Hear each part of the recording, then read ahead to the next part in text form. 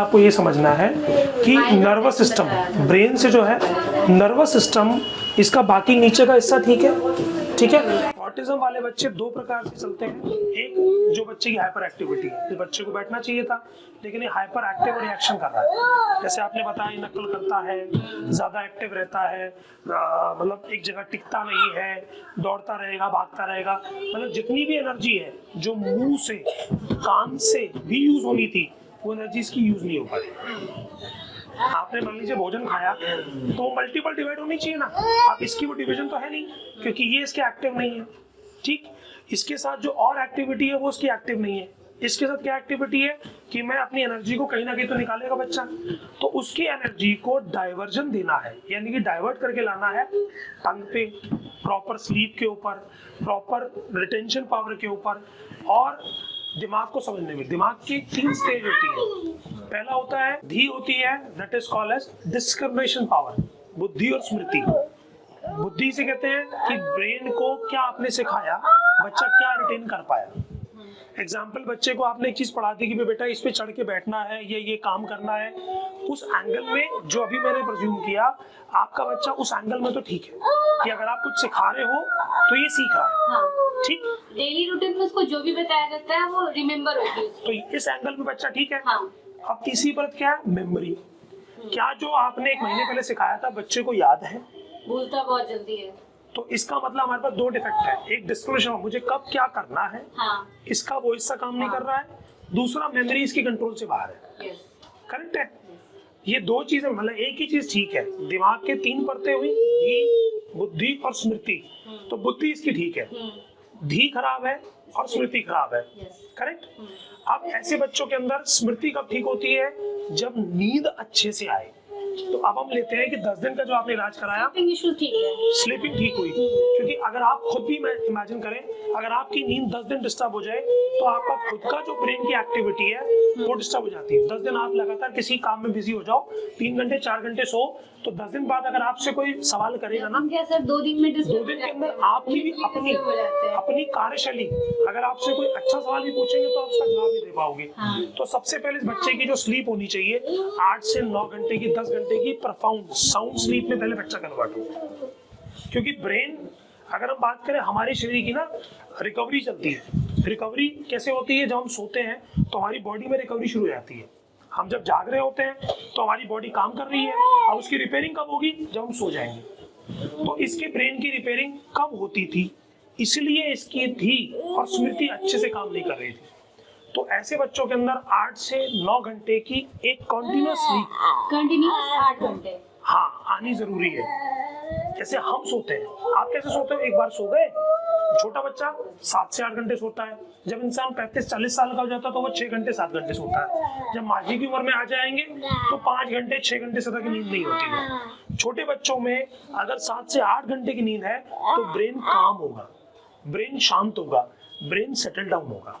तो हमें अपने बच्चे की नींद पे काम करना है कि इस बच्चे की डाइट ऐसी हो, ट्रीटमेंट ऐसा हो कि इसकी नींद 8 घंटे की, जो बाकी बच्चे सोते हैं, मान लीजिए उदाहरण के रूप में मेरे बच्चे इसी उम्र के, तो वो 8 घंटे प्रॉपर सोते हैं। अगर स्कूल नहीं जाना है तो वो 1 घंटा फालतू सो जाएंगे, अगर स्कूल जाना तो उठाना पड़ता है, बेटा उठो और जाओ।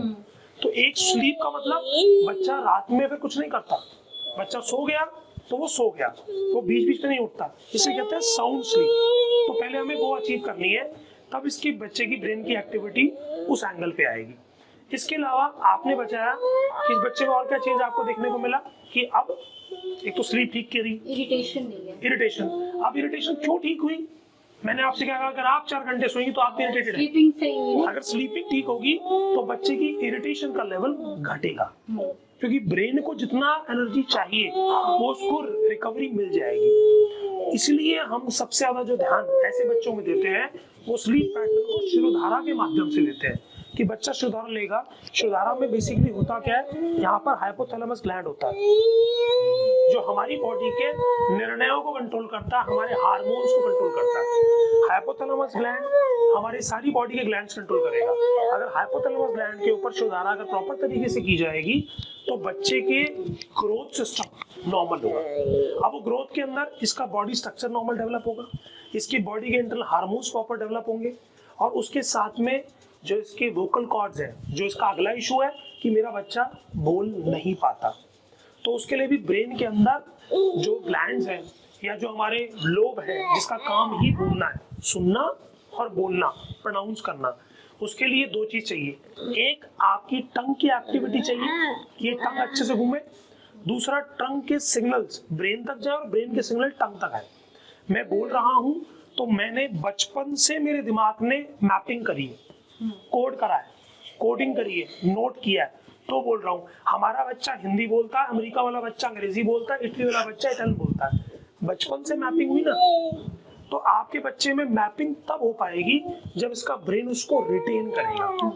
रिटेंशन पावर कब आएगी? जब मैंने क्या कहा कि इसका ब्रेन कामिंग स्टेज में जाएगा। हमें बच्चे को स्लो भी नहीं करना, लेकिन हमें बच्चे को हाइपर एक्टिव भी नहीं करना। नॉर्मल बच्चों में लाने के लिए ये चीजें आनी चाहिए। अब ये बच्चा, क्योंकि इसकी एनर्जी बहुत ज्यादा है, इसकी एनर्जी को यूटिलाइज करना है। अब ऐसे मान लीजिए आपके बच्चा थक जाएगा तो ज्यादा अच्छा सो जाएगा। आप थक जाएंगे ना, आपको बहुत अच्छी नींद आएगी। नींद ना आए तो हम क्या करते हैं? सर पे तेल लगा लो, तलवों में तेल लगा लो, थोड़ा सा दूध पिला दो। हम ये सब चीजें करते हैं खुद को नींद लाने के लिए। वही सारी चीजें इस बच्चे में ज्यादा मात्रा में प्रयोग आएगी। मालिश जो होती है ये क्या करती है? मसल्स को रिलैक्स करती है। आपको मान लीजिए आपको थकावट है, आप बढ़िया मालिश लें, आप मालिश कराते कराते 1 घंटा सो जाएंगे। या आज की डेट में हम क्या करते हैं, धूप आ रही है तो लोग क्या करते हैं, हल्की मालिश करा के धूप में बड़ी अच्छी नींद आती है। क्योंकि बॉडी क्या करती है, बॉडी एक लेवल पर आकर ही नींद लाती है जब बॉडी स्ट्रेस से बाहर होगी, फिजिकल और मेंटल स्ट्रेस से बाहर होते नींद आ जाती है। अगर आपके दिमाग में कोई विचार घूम रहा है तो आपको नींद ही नहीं आएगी। आपके शरीर में कोई दर्द है या कोई तकलीफ है तो भी आपको नींद नहीं आएगी। तो इसलिए जो शरीर की मालिश है वो मसल को रिलैक्स करती है और ब्रेन की शुरुधारा वो रिलैक्सेशन लाती है कि बच्चा हमारा ग्रेजुअली सेटल डाउन हो जाएगा। जब सेटल डाउन हो जाएगा तब क्या मिलेगा? नरिशमेंट मिलेगा।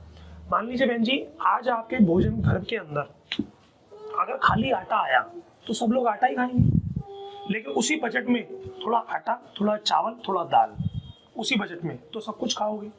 यानी सारी एनर्जी को अगर हम बांट देंगे ना टुकड़ों में, तब ब्रेन को अपनी पावर मिलेगी। तो इसकी जैसे एक्टिविटी है, ऐसे बच्चों को हम फिजिकल एक्टिविटी में ज्यादा, जैसे कुछ खेलने में, दौड़ लगाने में खूब दौड़ाएं इसको।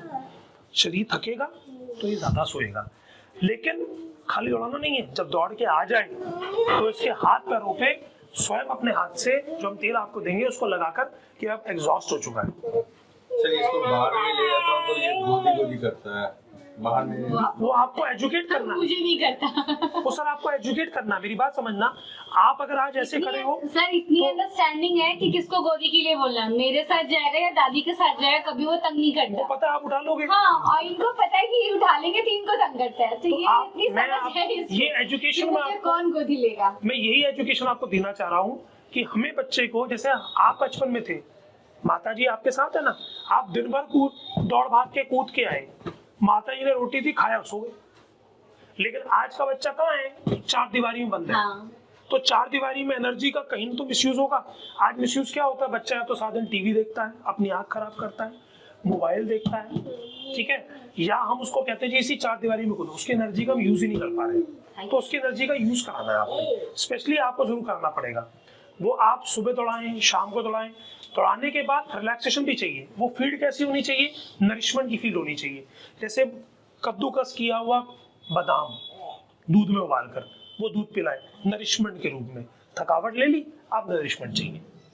जैसे कहा जाता है अगर आप रात भर जागे हैं, 1 गिलास गर्म दूध पी के सो जाएं तो आपकी नींद नॉर्मल आ जाएगी। लेकिन अगर पेट भर के भोजन खा के सोओगे तो नींद डिस्टर्ब हो जाएगी, क्योंकि डाइजेशन में सारी एनर्जी यूज हो जाएगी। तो हमें इसकी एनर्जी को सही डायरेक्शन देना है, ठीक है। तो अभी हमने 2-3 चीजें 10 दिन के इलाज में बच्चों को क्या क्या इंप्रूवमेंट आया। एक, नींद अच्छी हुई है, इरिटेबिलिटी कम हुई है। तो यानी शुरुधारा से बच्चे के अंदर ये बेनिफिट्स आने शुरू हुए।